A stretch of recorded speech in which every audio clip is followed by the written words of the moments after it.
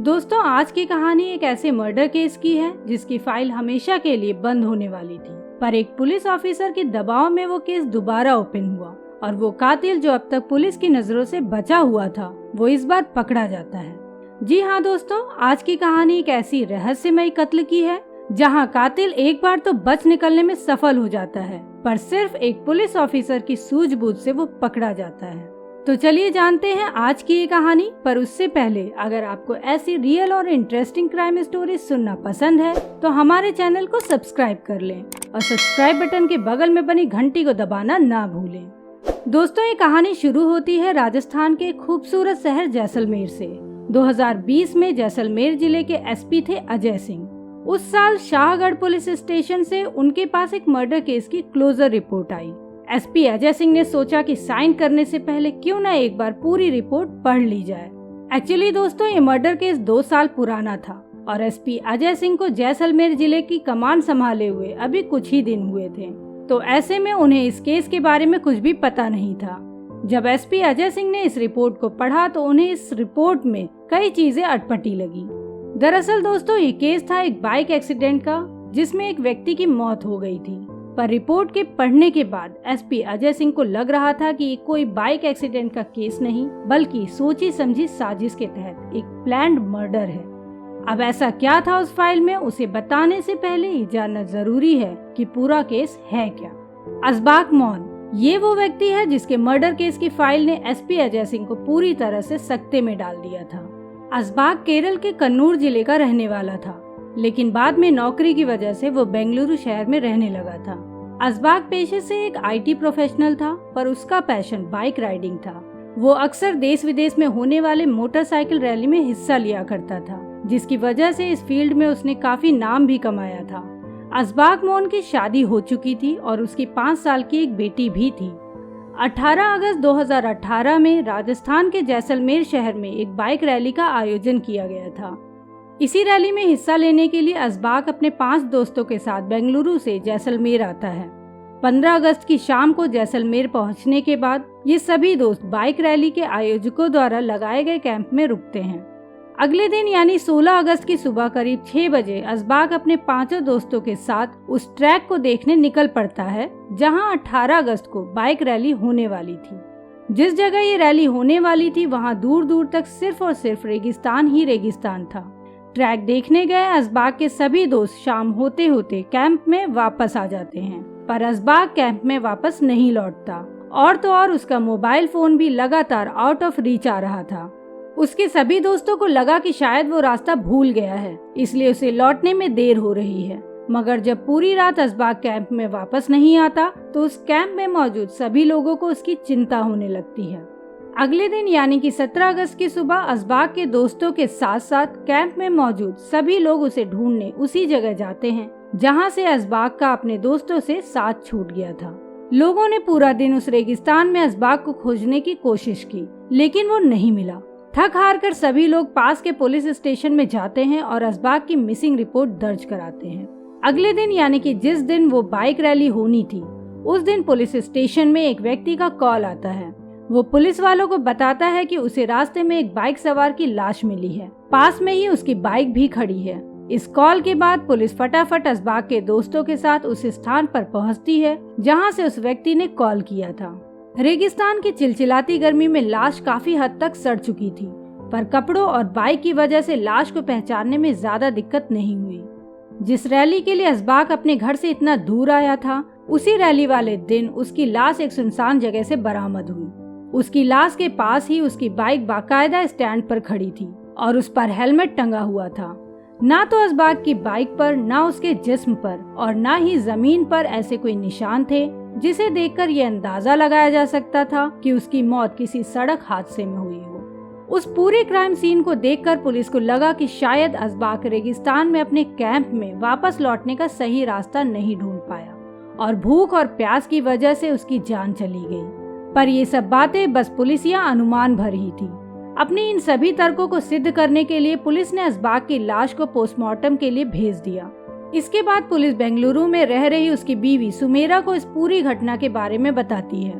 पति की मौत की खबर सुनकर पत्नी सुमेरा अपने 2 रिश्तेदारों के साथ बेंगलुरु से जैसलमेर पहुंचती है। इस दौरान जब पोस्टमार्टम रिपोर्ट आती है तब पता चलता है कि असबाक की गर्दन की हड्डी टूटी हुई थी और यही उसके मौत की वजह भी थी, क्योंकि आमतौर पर ऐसी चोट लगने की हालत में या तो जख्मी शख्स की फौरन मौत हो जाती है या फिर वो पैरालिसिस का शिकार हो जाता है।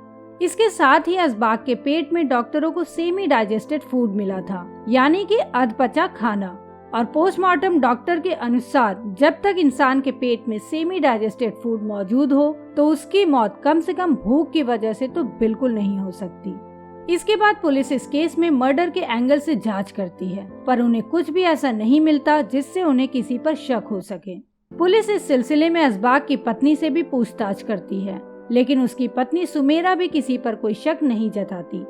ऐसे में फिर पुलिस ने भी इस मामले की जांच में ज्यादा रुचि नहीं ली और 2 साल बाद पुलिस ने आखिरकार इस मामले को बंद करने का फैसला ले लिया। 2 साल में जैसलमेर के पुलिस अफसरों की टीम बदल चुकी थी। जैसलमेर की कमान अब नए एसपी अजय सिंह ने संभाल ली थी।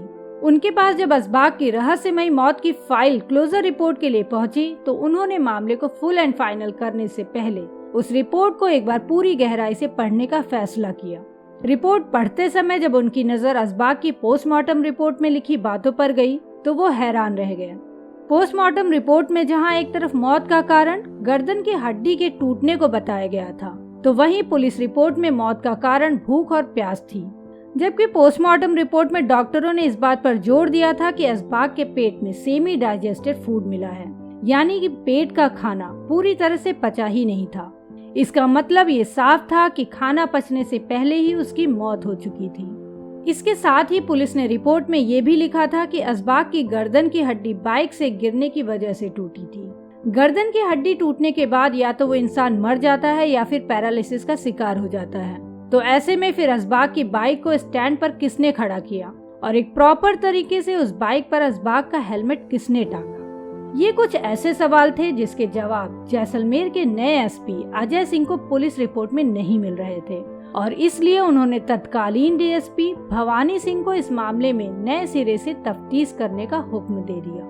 इसके बाद पुलिस ने नए सिरे से इस मामले की तफ्तीश शुरू की और असबाक मौन के इर्द गिर्द मौजूद लोगों के बारे में पता लगाने लगी। इसी जांच के दौरान पुलिस को पता चला कि असबाक की अपनी पत्नी के साथ रिश्ते बहुत अच्छे नहीं थे, बल्कि सच्चाई तो ये थी कि एक बार उसकी पत्नी ने किराए के गुंडों से असबाक की पिटाई तक करवाई थी।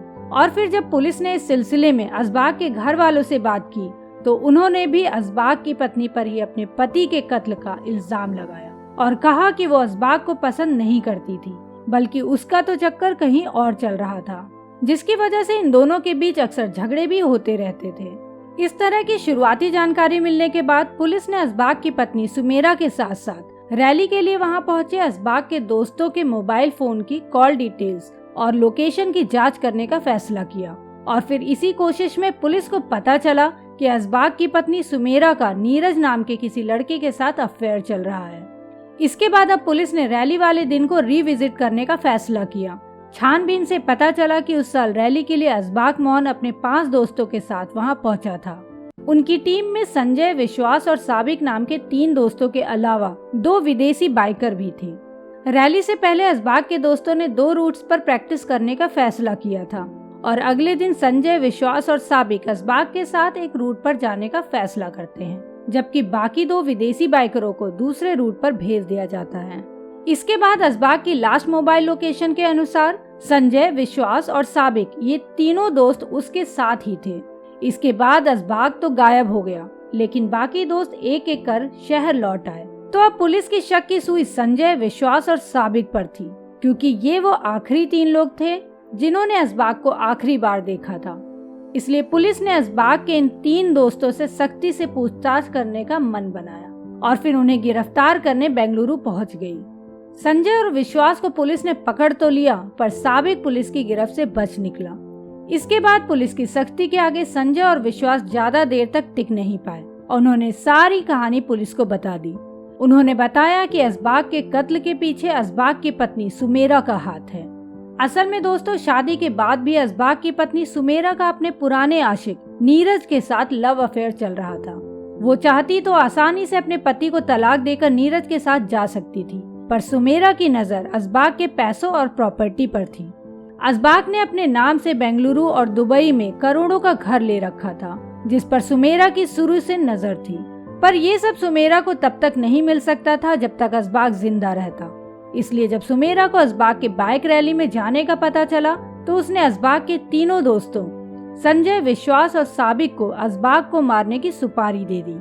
संजय और विश्वास की माने तो असबाक को मारने की सुपारी तकरीबन 50 लाख में तय हुई थी। इसके बाद 16 अगस्त 2018 की सुबह बाइक रैली का ट्रैक देखने के बहाने इन तीनों ने बड़ी ही चालाकी से असबाक के 2 विदेशी दोस्तों को अलग ट्रैक पर भेज दिया और खुद असबाक को लेकर अलग ट्रैक पर निकल गए। दोपहर में नाश्ता करने के बहाने ये लोग रेगिस्तान के एक सुनसान इलाके में रुके और यहीं पर मौका देखकर इन्होंने लोहे के रॉड से उसके गर्दन पर एक जोरदार वार किया, जिससे असबाक वहीं पर बेहोश हो गया। इसके बाद उसके सिर को इन तीनों ने रेत के बीच में घुसा दिया ताकि वो सांस ना ले सके और इस तरह कुछ ही समय में असबाक की मौत हो गई। ये एक ऐसी हत्या थी जिसमें ना खून निकला था और ना ही कोई गंभीर चोट थी। अगर एसपी अजय सिंह ने असबाक की फाइल बिना पढ़े ही साइन कर दी होती तो शायद असबाक के कातिल कभी पकड़े ही नहीं जाते। खैर, उन दोनों के कबूलनामे के बाद पुलिस इस कत्ल की मास्टरमाइंड असबाक की पत्नी सुमेरा को ट्रैक करना शुरू कर देती है और कुछ दिनों की लुका छिपी के बाद आखिरकार पुलिस ने सुमेरा को बेंगलुरु से गिरफ्तार कर लिया। अब सुमेरा और उसके सभी साथी जेल में बैठकर अपने कुकर्मों की सजा का इंतजार कर रहे हैं। अभी ये केस कोर्ट में चल रहा है, देखना होगा कोर्ट उन्हें क्या सजा देती है। तो दोस्तों, ये थी आज की कहानी। आप सबको ये कहानी कैसी लगी हमें कमेंट में लिखकर जरूर बताएं। और हाँ दोस्तों, जाने से पहले वीडियो को लाइक और चैनल को सब्सक्राइब करना ना भूलें। तो मिलते हैं आपसे एक नए वीडियो में एक नई कहानी के साथ। तब तक के लिए बाय बाय, टेक केयर, शब्बा खैर।